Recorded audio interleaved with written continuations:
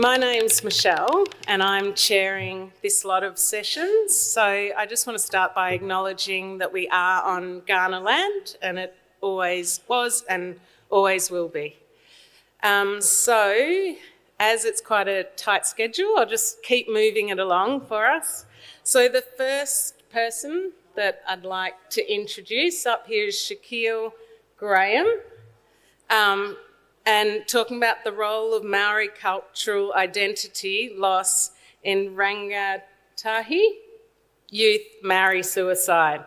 So if you can give Shaquille a nice warm welcome.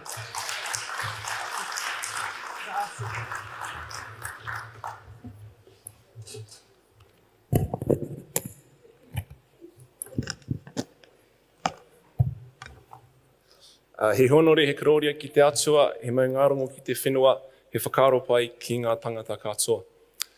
Ngā mihi nui ki a koutou, ko ata tūma nei ki runga i te kaupapa o tēnei rā, tēnā tātou katoa. Kei te pirangi au e mihi ana me ngā rangatira mā mō tō mahi inati I roto I te ao Indigenous hauora, me hauora henenga aro hoki. Tēnā rau atu koutou. I suppose first of all, I'd just like to acknowledge the Indigenous people of this land, the Kaurna people. Thank you for our welcome to country this morning and thank you for allowing us to have this incredible conference here on your sacred land. And also I'd just like to acknowledge all the attendees who are here today and thank you for your contribution and your leadership within these spaces of Indigenous health. For me, it's an honour and a privilege to rub shoulders with each and every one of you. And my path and my own ability to be a young Indigenous researcher is built on the backs of people who have gone and spent a lifetime of service serving our Indigenous people, so thank you very much. In the Western world, you quite often begin a conversation with what's your name and what do you do for work?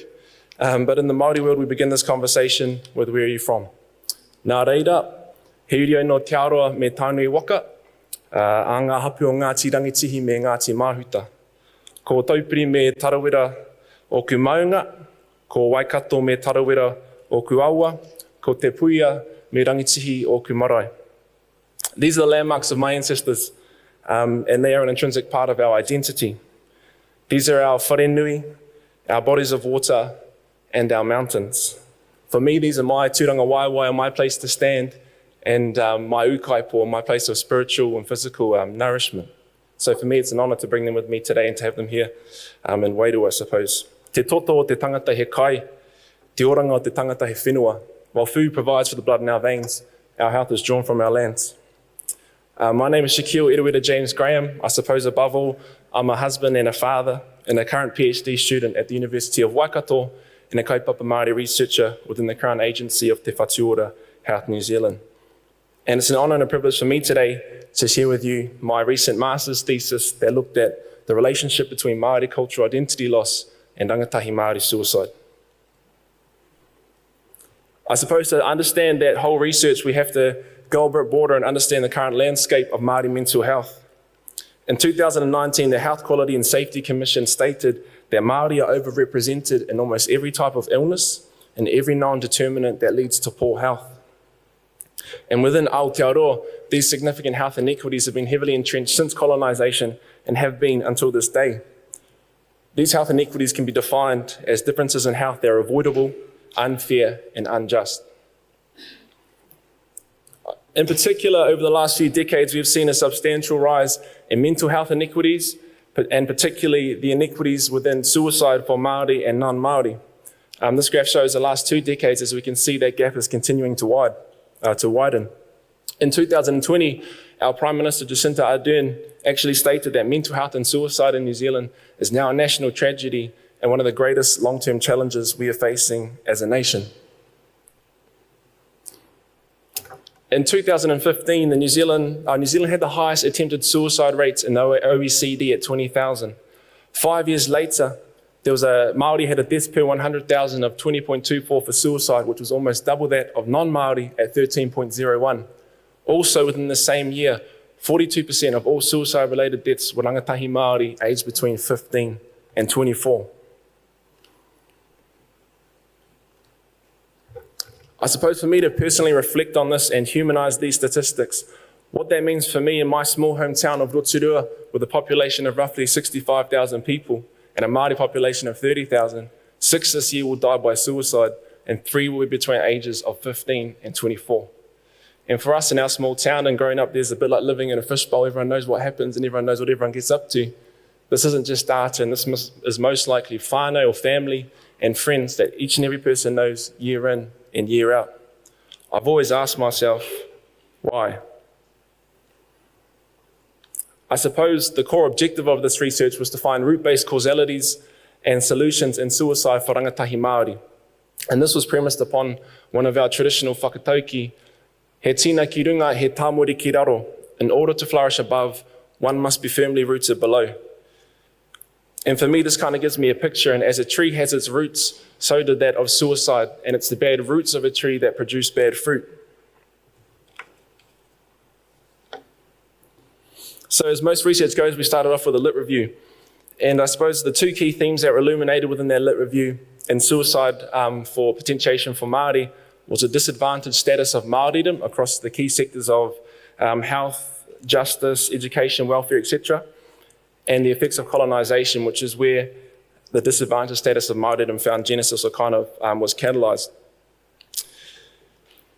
The act of colonisation, as most of us know as Indigenous peoples, is this act of subjugation, assimilation, and alienation, and it left this lasting impact on Māori history and the Māori identity. What our literature was proposing was that a fundamental origin heavily influencing well-being and suicide for Māori was these intergenerational effects of colonisation.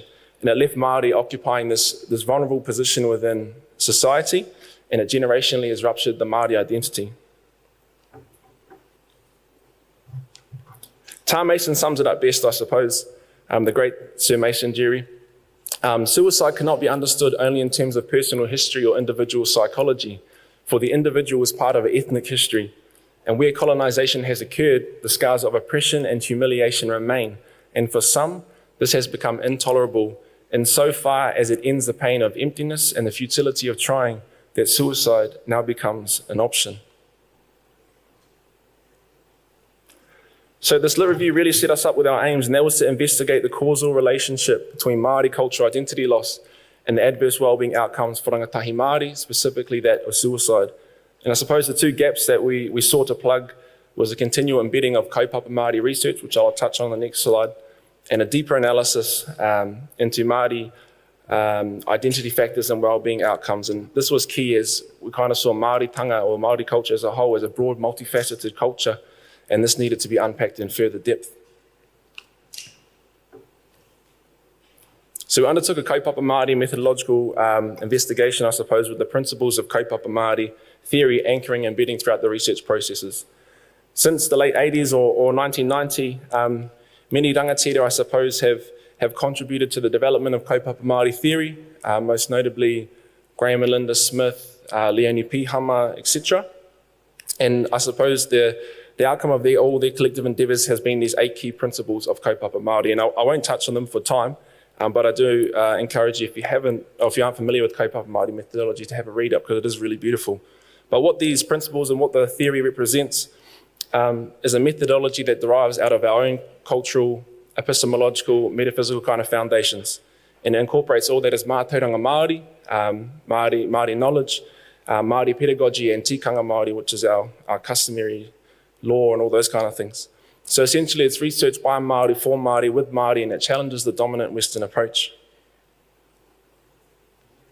So we overviewed various Kaupapa Māori health and identity frameworks to find a framework that we could use to analyse our rangatahi case studies.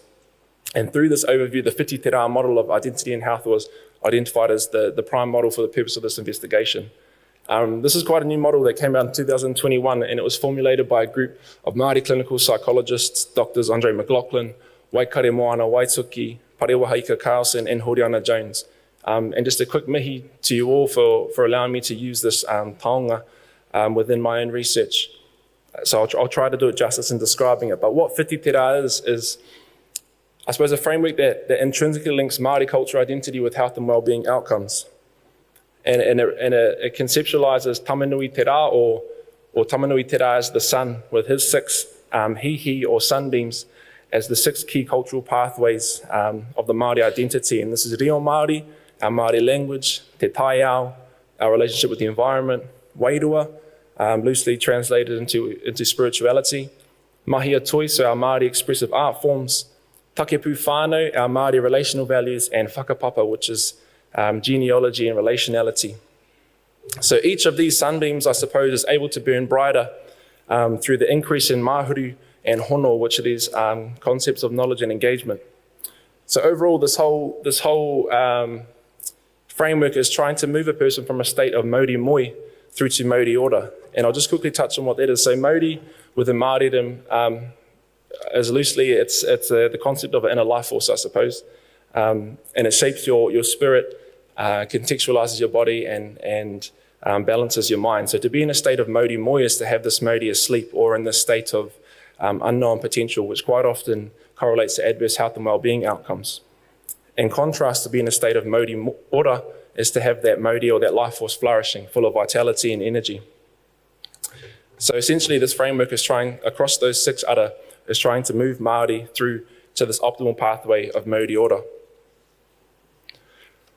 Once we had established our framework, we undertook the investigation, and this was made up of 5 qualitative case studies, so 5 rangatahi, in which we interviewed the whānau members of each of those rangatahi.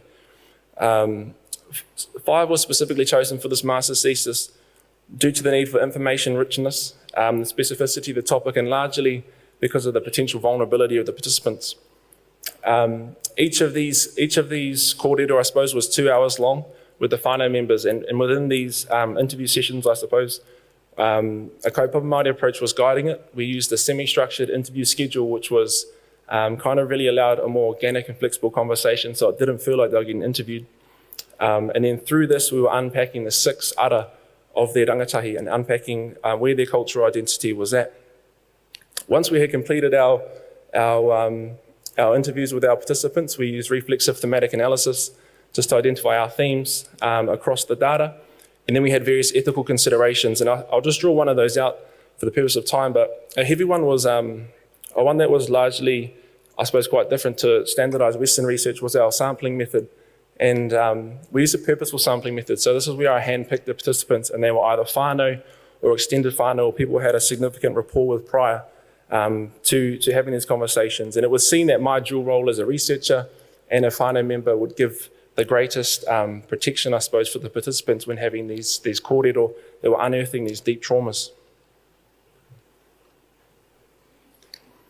Cool, so once we had gone through and done all our investigations, we had our results, and there were 2 key findings, and that was the global themes affecting and influencing cultural identity ara, and the state of health across those cultural identities within each of our rangatahi. So these were our three global themes that we kind of unearthed, I suppose, and it's to note that each and every one of them was heavily influential of the other. So initially, geographical location. So geographical location was seen to be a key enabler in the exposure, availability, accessibility, and nurturing of the youth Māoritanga, or their Māori cultural identity. And the optimal geographical location was highlighted as dwelling on one's papakainga or ahika in these traditional villages, I suppose, for a loose translation, or within the lands of their whakapapa or genealogy. So rangatahi who were afforded their optimal geographical location, so they spent time on their land, at their marae, up their maunga or their mountains, down in their streams, swimming, etc., so flourishing across their cultural ara. Whereas in contrast, if they weren't afforded these, the consequences were diminished cultural ara. And I suppose our traditional whakatauki speak to the importance of this. Kua hoki mai nei ki te ukaipo te whenua, return to the spiritual and physical nourishment of the land. Our second global theme was generational knowledge, and this encompassed the transmission, connection, and possession of Mātauranga Māori. So Mātauranga Māori is viewed as a complete knowledge system and has been traditionally dependent on the intergenerational delivery from our elders through to rangatahi and tamariki, or our children. And it was seen within the results that this traditional reliance was still very evident, where the rangatahi's knowledge of the different aspects of their cultural identity was largely dependent on whether they had received that from their elders. in our traditional whakatauki also speak to the importance of this. Whaia te mātauranga kei oranga mō koutou. Seek after learning for the sake of your well-being. Our last theme that we unearthed, and it's pretty straightforward, was engagement, and this encompassed participation, activation, and motivation towards Māoritanga and their cultural ara. So the levels of engagement on both an individual and whānau basis were shown to directly correlate to the flourishing or weakening across their cultural identity. And this is summed up really well by the late great Sir Mauri Marsden. In 1992, he said the route to Māoritanga through an abstract interpretation is a dead end. And he was speaking to Māoritanga being a thing of the heart and not the head, and nurtured through a lived out reality and a walked out engagement.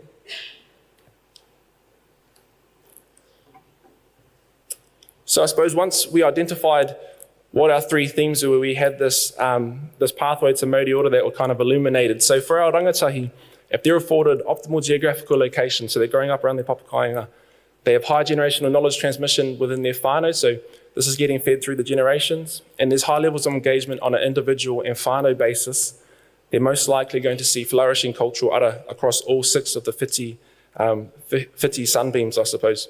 And what this will most likely relate to is optimal health and well-being outcomes as expressed in a state of Mauri Ora, which our research positioned as the greatest deterrent to the risk of suicide for our rangatahi. Contrastingly, they also show us this pathway to Mauri Moe. So if our rangatahi aren't afforded the optimal geographical location, they're growing up away from the lands of their whakapapa, they don't have that generational knowledge transmission coming through the generations in their whānau, and they're not engaging and their whānau's not engaging, they're most likely to see diminished cultural ara across all 6, which will most likely again lead to adverse health and well-being outcomes as expressed in a state of Mauri Moe, which our research would position as leaving our rangatahi at the greatest susceptibility to the risk of suicide. What our research also showed was the state of ara, so the state of the cultural ara across all 6 of our rangatahi. They were all shown to be in various states of strength and weakness, but there was 2 particularly concerning areas, and this was the ara of takepu whānau and Wairua. So for Wairua or Wairuatanga, this ara was shown to be completely diminished across all 5, or in a very, very weak state, I suppose. And this was correlated to just the generational knowledge around Wairuatanga and Wairuatanga practices just not feeding through the whānau, and there's a real lack of intentional engagement by the individuals and their surrounding whānau and Wairuatanga practices. Also with ngā ara takepu whānau, this was significantly diminished in 4 out of the 5 rangatahi. So the results showed that this was correlated to suboptimal geographical locations, so they weren't living around their papakainga, and this really diminished the access to the prime cultivators, I suppose, of takepu whānau values, which are our wider family structures.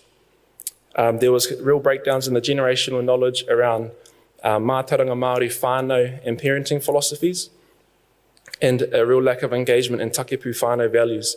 And that was real, particularly within the nuclear whānau, or the nuclear family, where domestic violence was prevalent across 4 out of the 5, and 4 out of the 5 also lived in single-parent households. So I suppose this research gives us 3 key implications going forward. Through the conclusions of the cultural ara analysis, we're shown that there are these breakdowns in takepu whānau, or family relational values, and Wairua, or their spirituality. So this really gives us these key implications moving forward for future research. And it would be really, I would love to kind of understand more around the nuclear whānau within Māori and how this affects well-being, but also for my PhD currently coming up, I'm just writing my, proposal for it, I suppose. I'm just going to dive deeper into the role of Wairuatanga and mental health outcome for our Rangatahi Māori. The second key implication, I suppose, was understanding the optimal roots and fruits. So at the beginning of the research, we propositioned the need to have root-based understandings of suicide for Māori. And we were given these optimal roots and flourishing fruits. So what those optimal roots were geographical location, generational knowledge, and whānau and individual engagement. And what that will most likely lead to is our flourishing fruits for our Rangatahi Māori.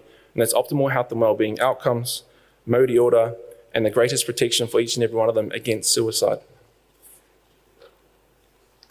For the purpose of time, I'll pull it up. I realise I'm at 20 minutes, but I just thank you for this opportunity. That was our last slide, and it was interesting to note that we do all of this contemporary research just to understand that our tūpuna millennia ago already had the answers and have always had the answers.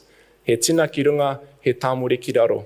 In order to flourish above, one must be firmly rooted below. Tēnā koutou, tēnā koutou, tēnā tātou katoa.